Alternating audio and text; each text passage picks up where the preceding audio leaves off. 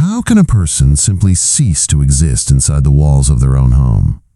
It's a question that has hollowed me out, leaving a cavern where my life used to be.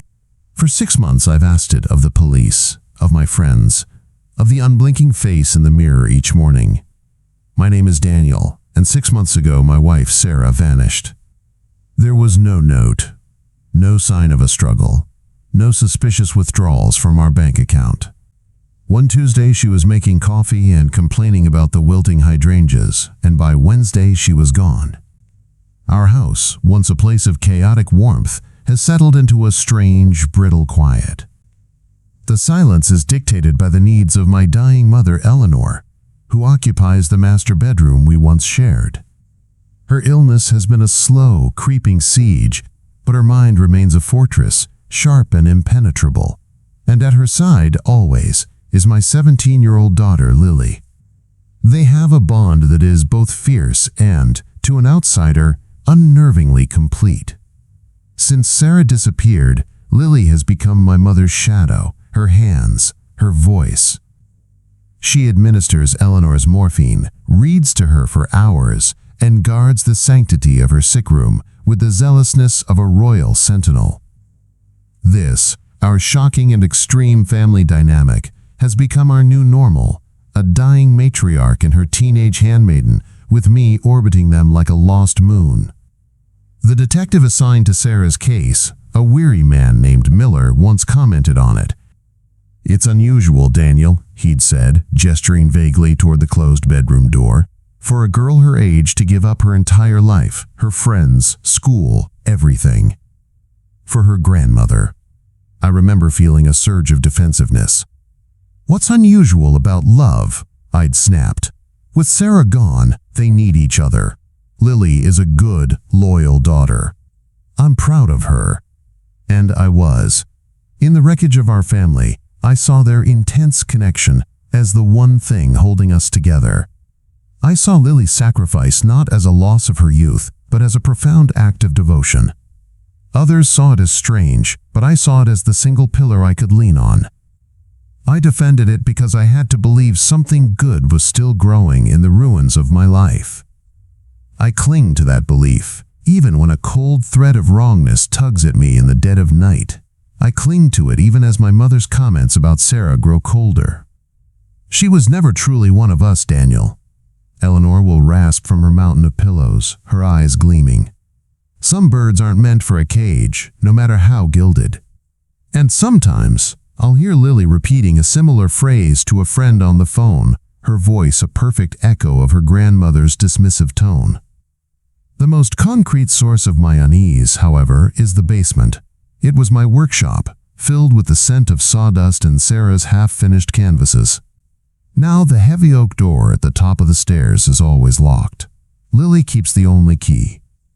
"Grandma's medical supplies are down there," she explains, her gaze never quite meeting mine.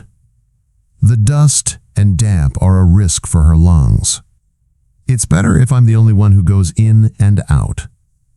I accepted this, just as I've accepted everything else. But sometimes, when the house is still, I hear things from below the floorboards. A faint, rhythmic scraping. I asked Lily about it once, and she froze, her face turning chalky. "It's the boiler, Dad," she'd said quickly, her hand instinctively touching the key she wears on a chain around her neck.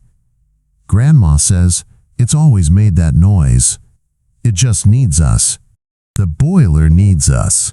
The phrase echoed in my head for days, a nonsensical mantra. Boilers don't need people. They need plumbers, parts, oil. But in this house, logic had been replaced by Eleanor's pronouncements and Lily's devotion. I tried to let it go, to file it away with all the other unsettling oddities. But the scraping sound returned, always late at night, a furtive, rhythmic scratching that seemed to travel up the pipes and into the bones of the house. It wasn't a boiler. I knew the sound of a failing boiler, the clanking and groaning. This was different. This was the sound of something trying to wear itself away. My unease finally coalesced on a rain-slicked Thursday afternoon. I was searching for a photo album, one of the old ones with the sticky pages, filled with pictures of Sarah and me before Lily was born. Before the illness, before the quiet. I knew she kept them in the linen closet in the hallway, but it was empty. A thought occurred to me. Maybe they were in our old wardrobe, the big mahogany one still in the master bedroom. Taking a deep breath, I knocked softly on the door. "Come in, Daniel," Eleanor's voice, thin but sharp as ever, cut through the wood. The room smelled of antiseptic and wilting flowers. Lily was there, of course, perched on the edge of the bed, changing the dressing on one of my mother's IV ports with practiced efficiency. She looked up, her expression unreadable. "Dad, do you need something?"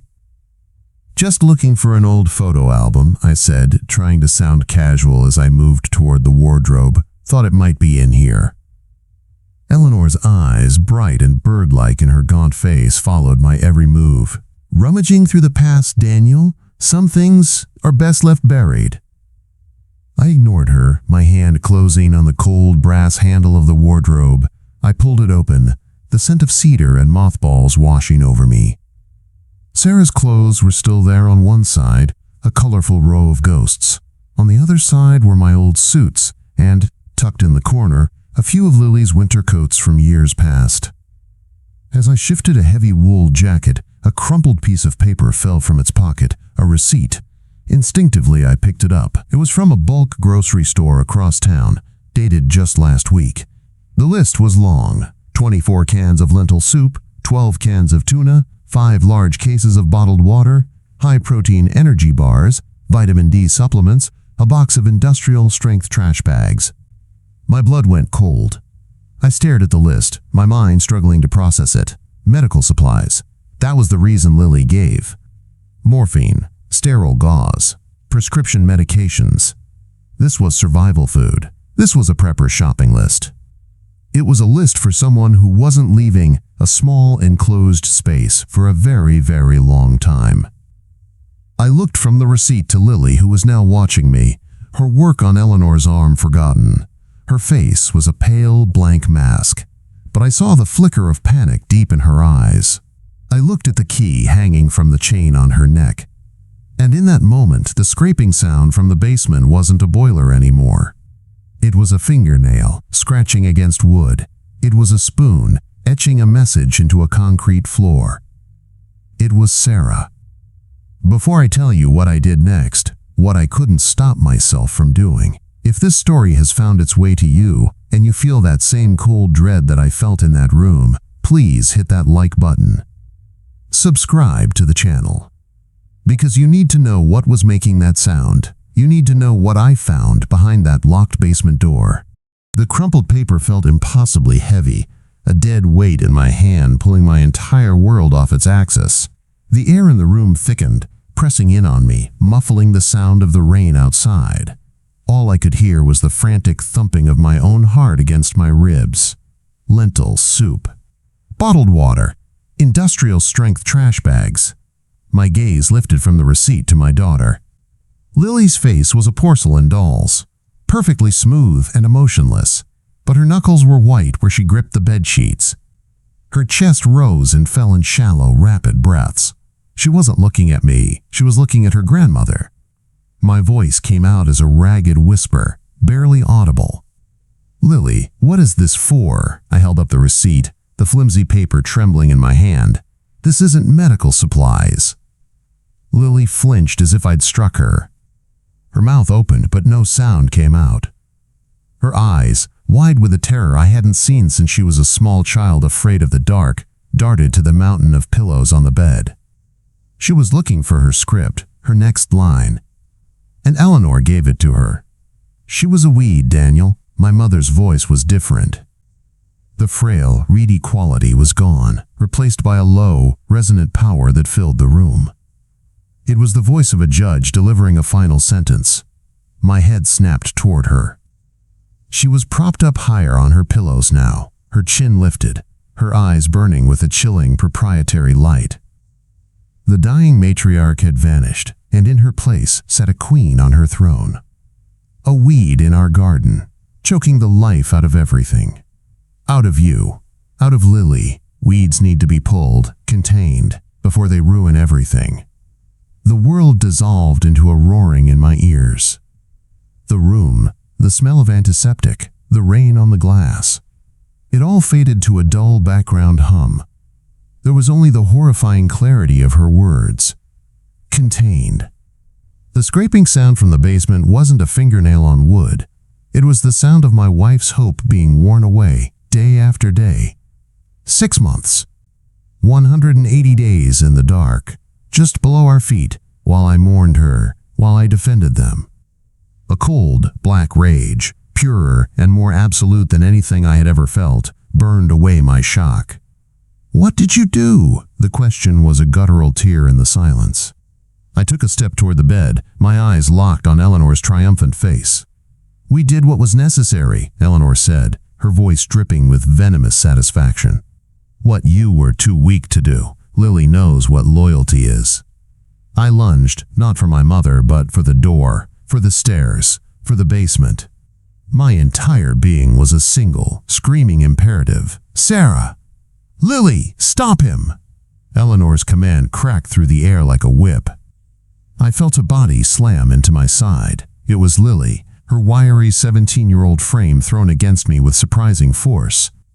Her arms wrapped around my torso, her fingers digging into my ribs like claws.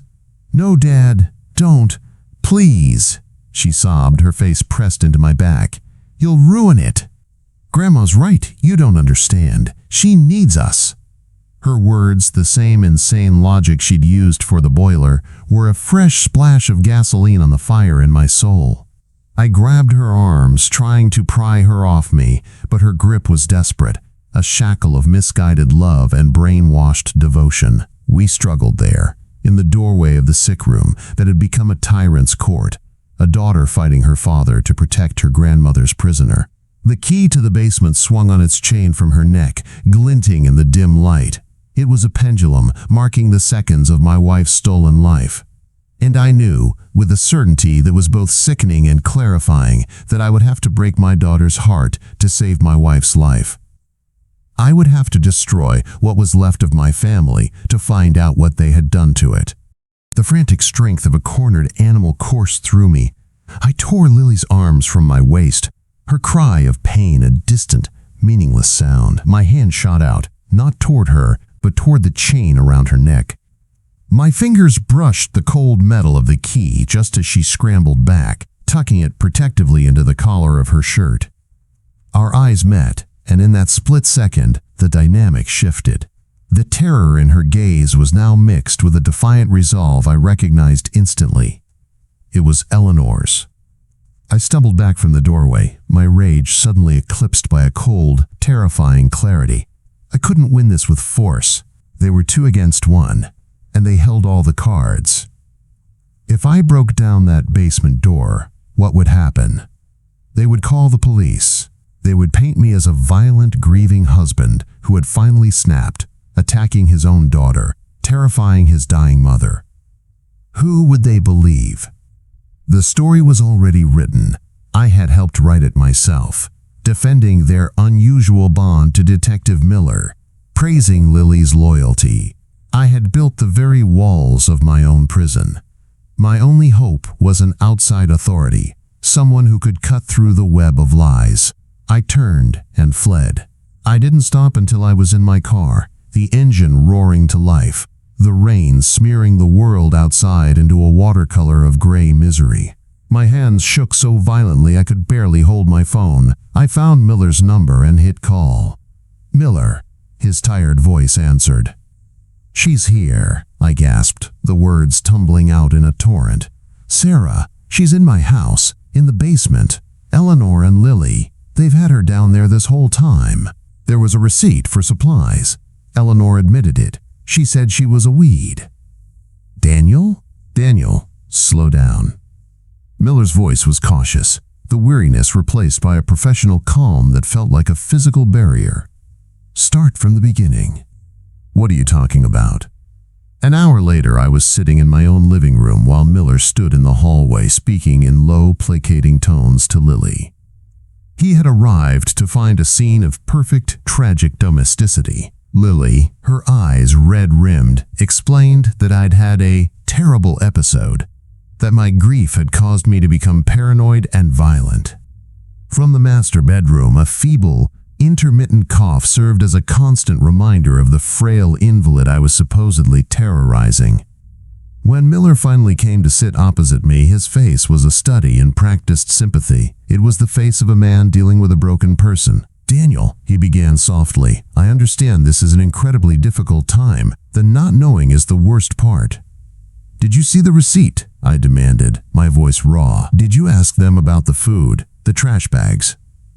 "I did," he said, nodding slowly. "Lily explained it. With her grandmother's immune system so compromised, they're trying to limit trips to the store, stocking up on non-perishables.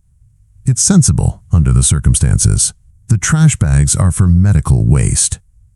He said the words as if they were a script rehearsed and perfected by my daughter just moments before. "And the lock on the basement, Miller? The scraping?" "Lily says the dampness is bad for her grandmother's medication, and she's worried you might go down there and hurt yourself. As for the sound, Daniel, it's an old house. It's a boiler." He leaned forward, his expression softening into a look of genuine pity that made my skin crawl. "Your family is worried about you. Lily is carrying the weight of the world on her shoulders. A sick grandmother, a missing mother, and now she's afraid her father is losing his grip." The room tilted. He was using their words. He was reflecting their narrative. They had caught him in their net as easily as they had caught me. I was the unstable one. I was the danger. "You have to check the basement," I whispered, a final, desperate plea. "Just look. That's all I'm asking." Miller sighed, a long, heavy exhalation of defeat. "I can't do that, Daniel. I don't have a warrant, and I have absolutely no probable cause. All I have is a distraught husband and a logical explanation from his family. Forcing my way into a sick woman's home based on this, it's not something I can do." He stood up, placing a hand on my shoulder. "Get some rest. Maybe stay with a friend tonight. Let things cool down." I watched from the window as his patrol car pulled away, its red and blue lights silent. The rain had stopped. I turned and looked at the closed master bedroom door. I could feel their presence behind it, Eleanor and Lily, listening, waiting. The system had failed. The world had believed the lie. There would be no rescue. The silence of the house pressed in, no longer brittle, but solid and suffocating. It was the sound of a tomb. And I finally understood that I wasn't the lost moon orbiting their world. I was just another prisoner, locked on the outside. The front door clicked shut behind Miller, the sound of the deadbolt sliding into place an echo of the detective's final verdict. I was alone, not in the way I had been for the past 6 months, a hollowed-out man grieving in a quiet house, but in a new, more terrifying way. I was the captive audience in a theater of cruelty, the only one who knew the truth, and the only one powerless to stop the show. The house was no longer my home. It was their fortress, and I was just a ghost haunting the wrong side of the walls. I retreated to the guest room, the small, sterile space that had become my refuge. I didn't turn on the light. I sat on the edge of the bed, listening to the silence. It wasn't empty anymore. It was charged, heavy with their victory. I could picture them in the master bedroom, Lily's hand on Eleanor's, their shared glance of triumph in the dim light. They had outmaneuvered me, outplayed me, using my own love and grief as weapons against me. They had turned the narrative so completely that the truth now sounded like madness. Hours bled into one another. I didn't move. Then, a soft scraping sound from the hallway, not from the basement but right outside my door. I held my breath. A tray slid into the room, pushed under the door with a quiet, deliberate shove. On it was a single bowl. It was filled with a thick, brownish substance I recognized instantly. Lentil soup, cold, congealed. Beside it sat a plastic bottle of water and a single high-protein energy bar, its wrapper half peeled. It was her menu. A meal for a prisoner. It wasn't just a taunt, it was an invitation. Join her in the dark, Dad. This is your life now, too. My stomach churned, a knot of revulsion and rage twisting inside me. I stared at the tray, at this obscene sacrament they had offered me. This was the escalation. This was the declaration of their absolute control. They weren't just hiding Sarah, they were rubbing my face in it, forcing me to participate in her suffering, to taste her despair. And then I heard it. It wasn't the rhythmic scraping, it was a different sound, cutting through the floorboards from the basement below. It was faint, human, and full of a pain that felt ancient, a single, choked sob, quickly muffled as if a hand had been clamped over a mouth. Sarah. They let me hear her. They wanted me to hear her. It was a finely calibrated act of psychological torture, a demonstration of their power, not only over her body, but over my sanity. They were showing me the puppet, and then pulling my strings. Something inside me snapped. The despair, the fear, the suffocating sense of defeat. It all burned away in an instant, consumed by a white-hot, clarifying fury. The police wouldn't help. The world wouldn't believe me. There was no escape. But they had made a fatal error. They thought breaking me was the endgame. They didn't understand that when you shatter a man completely, the pieces can come back together as something harder, sharper, and far more dangerous than before. I was no longer a grieving husband. I was no longer a lost father. I was the only person who could bring this to an end. I stood up, my body humming with a terrible, newfound purpose. The key on Lily's neck was no longer a barrier. It was a target. I did not touch the tray. I left it on the floor, a cold offering in the gloom of the guest room. To eat it would be to accept their terms, to become a willing participant in their sick ritual. To throw it against the wall would be to give them the satisfaction of my rage. Instead, I let it sit. I would not be their prisoner, and I would not be their puppet. I would be their reckoning. The next 24 hours were a masterclass in deception, learned from the very tyrants I sought to overthrow. I became a ghost in my own home. I shuffled when I walked. I kept my gaze fixed on the floor. When Lily spoke to me, her voice laced with a cautious, condescending pity, I would only nod, my silence a blank canvas onto which she could project my total and utter defeat. I saw the relief in her eyes. I saw the smug, triumphant glances she shared with her grandmother when she thought I wasn't looking. They believed they had won. They believed they had finally broken me, reducing me to another piece of furniture in their kingdom of cruelty. My window came on Saturday night. It was a time I had come to dread, the hour of Eleanor's most potent medication, a cocktail that left her lucid and cruel before easing her into a fitful sleep. I stood in the shadows of the hallway, listening. I heard Lily's soft murmurings, the clink of a glass, the rustle of sheets. She was absorbed, her attention focused entirely on the ritual of caregiving. This was the moment. I stepped into the doorway of the master bedroom. Lily's back was to me, as she adjusted the pillows behind Eleanor's head. She didn't hear me approach. My feet were silent on the rug. "Lily," I said. My voice was quiet, but it cut through the thick air of the sick room. She jumped, spinning around. Her hand flew to her chest, instinctively covering the key. Fear flashed in her eyes, but it was quickly replaced by annoyance. "Dad, you scared me. What is it?" I took another slow step into the room, my eyes not on her, but on the gaunt figure in the bed. Eleanor watched me, her lips curled into a faint, victorious sneer. "I've been thinking about what you said," I began, my voice a hollow monotone. "About Mom, about her being a weed." Lily's expression softened into confusion. Eleanor's sneer faltered. This was not the script they were expecting. "You were right," I said, my gaze finally locking with my daughter's. "Both of you, I see it now. She was choking us. I was too weak to see it. But you were strong." For a single beautiful second, Lily was paralyzed. Her mind scrambled to reconcile the madman from 2 days ago with the broken, compliant creature standing before her. Her guard dropped completely, her hand falling away from her neck. It was a second of pure, stunned silence, and it was all I needed. I moved, not with the blind rage of my previous attempt, but with a cold, viper-like speed. My hand shot out, my fingers closing not around the key, but around the thin silver chain. I yanked, The delicate metal snapped. Lily cried out, a sharp gasp of shock and betrayal as she stumbled back.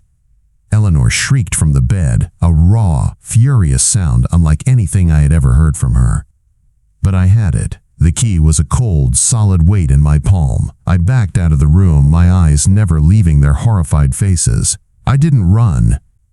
I walked, turning my back on them and their rage. I walked down the hall, the sound of their screams fueling my purpose. I stood before the heavy oak door. The scraping from below had stopped, as if in anticipation. I could hear Lily scrambling out of the room behind me, shouting my name. It didn't matter. It was too late. I raised my hand, the key glinting in the dim hallway light, and slid it into the lock. The lock gave way with a deafening crack that seemed to fracture the very foundation of the house. Lily's scream was a thin, desperate thing behind me, the cry of a zealot whose idol was about to be smashed. I shoved the heavy oak door inward. A wave of putrid air, the stench of stale sweat, chemical disinfectant and human despair, washed over me, so thick I gagged on it. I fumbled for the light switch, my fingers finding the cold plastic toggle. A single, bare bulb flickered to life, casting a sickly yellow glow over the scene below. My workshop was gone. In its place was a cage, a crude pen, built from sheets of moldy plywood and 2x4s, sectioned off the far corner of the basement. Inside, on a filthy mattress surrounded by a graveyard of lentil soup cans and plastic water bottles, was a creature. It was skeletal, wrapped in what looked like a tattered blanket, its hair a matted, greasy tangle. It was huddled over a section of the concrete floor, its hand moving in a slow, rhythmic motion. The scraping. My breath hitched. Lily was clawing at my back now, sobbing hysterically. "Close it, Dad. Please, close the door. You're letting the damp in. You'll make Grandma sick." Her words were meaningless noise. The figure on the floor slowly, stiffly, turned its head toward the sudden light. Its face was a pale, hollowed-out mask of starvation, the skin stretched tight over sharp cheekbones. But the eyes, even in the dim light, I knew those eyes. They were Sarah's. They widened, first in fear of the light, and then in a dawning, disbelieving recognition that shattered my heart into a million pieces. A sound tore from her throat, a dry, rasping croak that was meant to be my name. "Dan?" "Sarah," I breathed, the name a prayer on my lips as I took a step down the stairs. "No!" Lily shrieked, her voice a perfect echo of Eleanor's command. She threw herself in front of me, blocking the stairs, her arms spread wide. Her face was a grotesque mask of righteousness and terror. "You can't! We were helping her!" "We were helping you!" she cried, her confession a torrent of brainwashed justifications. "She was going to leave you, Dad! I heard her on the phone! She called us a cage! Grandma said we had to pull the weed before it killed the whole garden. We did it for us, for our family." From the top of the stairs, Eleanor's voice boomed, no longer frail but filled with a monstrous triumphant power. "She showed her true colors, Daniel!" I knew she was filth. Lily was strong enough to do what you couldn't. She saved us. I looked from the hateful, triumphant face of my daughter to the broken woman she had imprisoned below. I saw the key, the receipt, the feigned illness, the fealty. It was all a meticulously constructed lie built around a core of pure, generational poison. This wasn't a family. It was a cult of two. Lily's fierce devotion wasn't a pillar, it was the bars of my wife's cell. And in that moment, staring into the face of the monster my mother had created and my daughter had become, I finally understood. I hadn't been orbiting a dying matriarch and her handmaiden. I had been living on the roof of a dungeon. The words of my daughter and mother were a meaningless, hateful static. Lily's body, blocking my path, was nothing more than an object to be moved. I put my hand on her shoulder, not with anger, but with an absolute and final detachment. I pushed her aside. She stumbled and fell against the wall, her wail of betrayal lost in the roaring of blood in my ears. I descended the stairs, each step taking me deeper into the heart of their lie. The smell was a physical assault. The crude plywood cage was latched with a simple slide bolt, a detail so mundane it was obscene. Sarah flinched as I fumbled with the lock, her body curling in on itself. She thought I was one of them. "Sarah," I whispered, sliding the bolt free and pushing the makeshift door open. "It's me. It's Daniel." I knelt on the filthy concrete. She looked up, and the raw, animal fear in her eyes was slowly replaced by a fragile, flickering light of hope. It was the most painful thing I had ever seen. Her hand, skeletal and trembling, lifted from the floor where she had been scratching. I could see the marks now, hundreds of tiny, vertical lines etched into the concrete, a calendar of her suffering. I took her hand in mine. It was as cold as a stone. Her lips moved, but only a dry hiss escaped.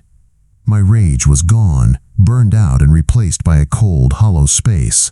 The horror was too vast to feel. All that was left was a single, clear objective. I pulled my phone from my pocket, my thumb steady as I dialed 911. I did not take my eyes off my wife. 911, what is your emergency? My voice was unnervingly calm, a stranger's voice coming from my own mouth. My name is Daniel Carter. My wife, Sarah Carter, missing person case number 72B419, is in my home. She has been held captive for 6 months in my basement. There was a pause on the other end. "Sir, can you repeat that?" "My wife is here," I said. My voice as flat and hard as the concrete floor. "She has been imprisoned by my mother, Eleanor Carter, and my 17-year-old daughter, Lily Carter. I require police and an ambulance immediately." I gave the address. At the top of the stairs, Lily was sobbing. A broken doll slumped against the wall. From the master bedroom, there was only silence. The queen had been checkmated, and her fortress had fallen. "Send Detective Miller," I added, a final, chilling thought. "Tell him he needs to see this." I ended the call and looked back at Sarah. I gently squeezed her hand, a silent promise that the quiet was over, that the world was coming, that the scratching could finally stop. And in the distance, I heard the first faint cry of a siren, the sound of truth finally clawing its way into the suffocating silence of my home. The wail of the sirens did not bring relief. It was an alarm, announcing the desecration of my world to the neighborhood. I watched, detached, as uniformed bodies flooded my home. Paramedics moved with a hushed, sacred reverence around Sarah, speaking in low tones, their faces grim. They wrapped her in a thermal blanket, a silver shroud for a woman who had returned from the dead. Her eyes, wide and terrified, found mine as they carried her up the stairs. She didn't look at Lily, who was now being handcuffed, her face a streaked, uncomprehending mess of tears and fury. She didn't look at the officers who entered the master bedroom to find Eleanor sitting upright against her pillows, her expression one of regal, unrepentant indignation, as if they were merely interrupting her. Sarah only looked at me, and in her gaze I saw not just the hope I'd prayed for, but a deep, abyssal question I couldn't yet answer. Detective Miller stood beside me at the top of the basement stairs, his face ashen. He didn't speak. He just stared down at the crude plywood cage, at the scattered cans, at the dark, accusing stains on the mattress. He looked at the section of concrete floor where Sarah had etched her 6 months of stolen days. He finally turned to me, his professional mask gone, replaced by a look of raw, personal horror. "I'm sorry, Daniel," he choked out. The words meant nothing. An apology couldn't plaster over the fact that his disbelief had bought them another 48 hours of my wife's life. I don't live in the house anymore. It's a sealed monument to my own failure, wrapped in yellow tape. I exist in a beige hotel room where the silence is absolute, yet my head is deafeningly loud. Sleep offers no escape. I dream of scraping, not the faint sound from below, but a deafening, industrial grinding that vibrates through my bones until my teeth ache. I wake up with my own fingernails digging into my palms, my heart trying to batter its way out of my chest. Every locked door is a cell. Every can of soup in the grocery aisle is an accusation. I see my daughter's face in every teenage girl, and I flinch, my gut twisting with a nauseating mix of love and revulsion. How do you mourn a child who is still alive? How do you excise a love that has become a cancer? The doctors use words like severe malnutrition, refeeding syndrome, and complex PTSD. They are neat, clinical terms for a horror that has no name. They tell me Sarah doesn't speak. She recoils from touch and panics if a door is closed. For 6 months, I grieved a ghost. Now, I sit in a hospital waiting room, a stranger, waiting for permission to see a survivor who wears my wife's face. Lily's confession echoes in my mind on a loop. She was going to leave you, Dad. She called us a cage. I had believed our house was a place of chaotic warmth. Sarah had seen the bars long before I did. I was the warden who didn't know he was living in a prison, defending its walls, praising its guards. The pillar I leaned on was my wife's tombstone, and I was too blind to read the inscription. The beige hotel room became my war room. The grief hadn't vanished. It had condensed into something dense and cold, a black hole at my center that pulled all other emotions into it. I found a lawyer, a woman named Thorne, with eyes as sharp and unforgiving as broken glass. She didn't offer sympathy. She offered a strategy. 2 weeks after Sarah was freed, we sat in a sterile conference room at the precinct, the air humming with the same institutional indifference I remembered from Miller's visit. He walked in trailed by a man in a captain's uniform, his face a mask of bureaucratic anxiety. Miller wouldn't look at me. He looked at the table at his hands, at the file Thorne had placed squarely in the center of the polished wood. "Thank you for meeting with us, Captain Hayes," Thorne began, her voice cutting through the silence. On the evening of October 12th, my client, Daniel Carter, contacted Detective Miller with an urgent and credible fear for his wife's life. He reported that his daughter and mother had admitted to holding Sarah Carter captive. He provided evidence in the form of a receipt for supplies inconsistent with their stated needs. He begged for a welfare check of the basement. She paused, letting the words hang in the air. Detective Miller's official report states he found no probable cause. He cited Lily Carter's logical explanation that stocking up on non-perishables was sensible under the circumstances. He diagnosed my client as losing his grip and advised him to let things cool down. Because of that decision, Sarah Carter spent another 48 hours starving in a cage less than 20 feet from where the detective stood. I finally spoke, my voice low and devoid of heat. "You told me it was a boiler, Miller." I looked at him then, and he flinched. "You stood in my home, a home you now know was a torture chamber, and you chose the easiest story. You saw a grieving husband and a devoted daughter, and you didn't look any deeper. You didn't want to. It was too much paperwork." I pushed a single, glossy photograph across the table. It was of the concrete floor, of the 6 months of scratches. "This is your probable cause." It was there the whole time, you just didn't want to hear it. Thorne tapped the file. Detective Miller's failure wasn't just a lapse in judgment. It was a failure of the system he represents. A system that is programmed to dismiss emotional distress as instability, especially in men, and to accept the most convenient narrative. We are not here for an apology. We are here for a public accounting and a permanent change in protocol. She slid a second document across the table. This is the Carter Protocol.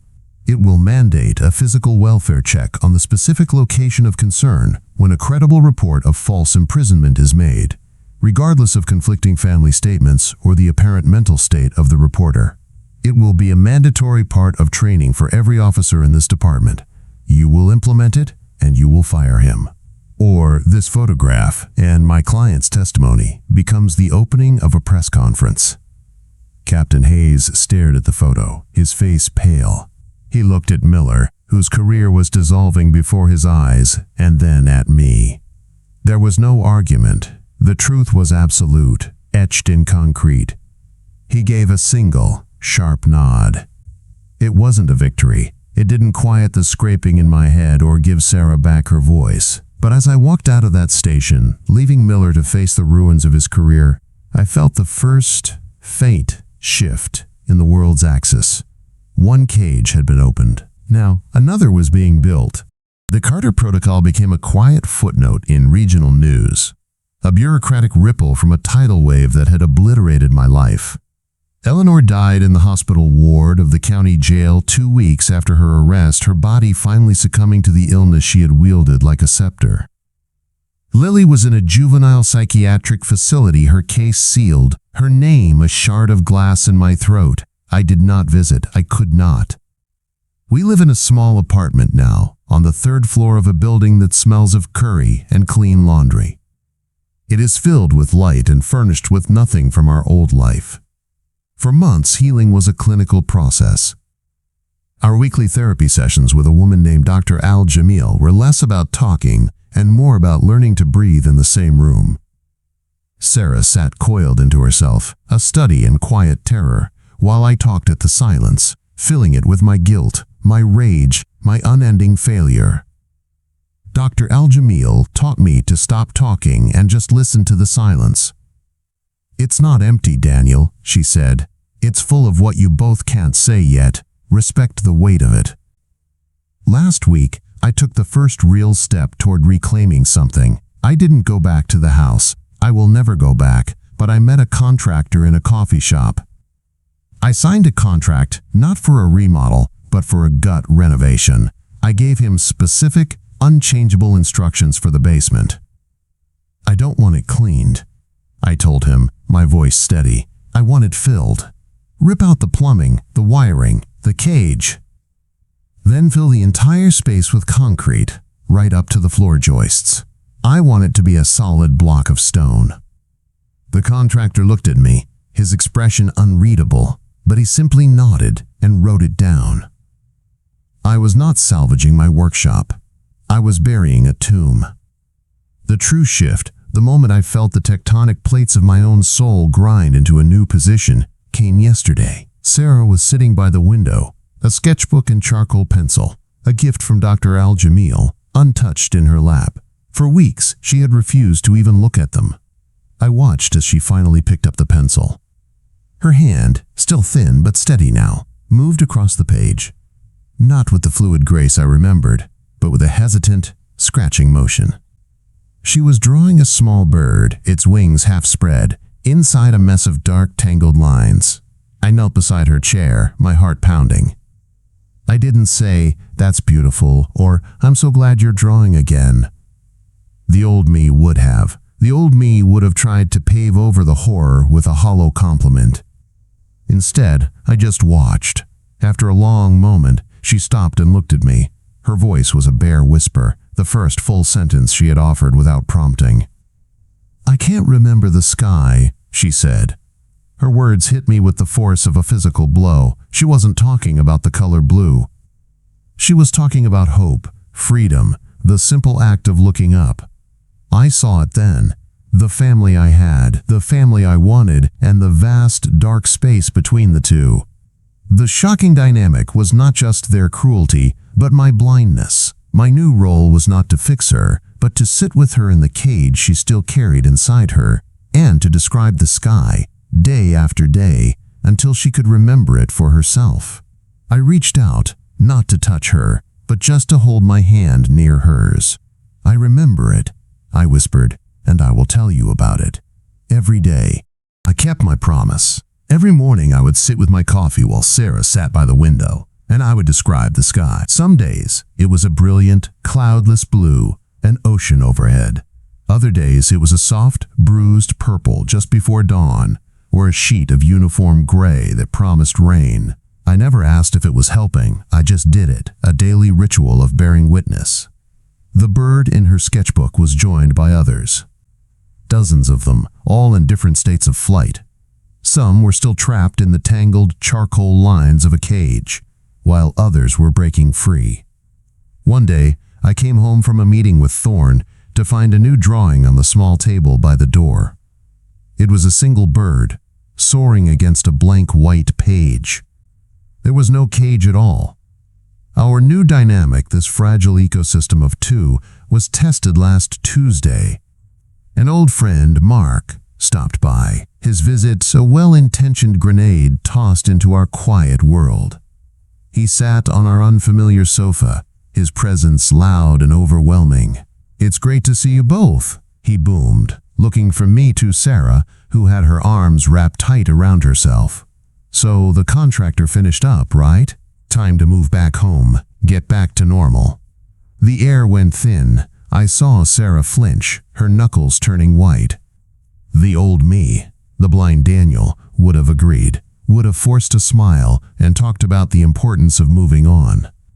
But that man was buried under a block of solid concrete in a house that no longer existed for me.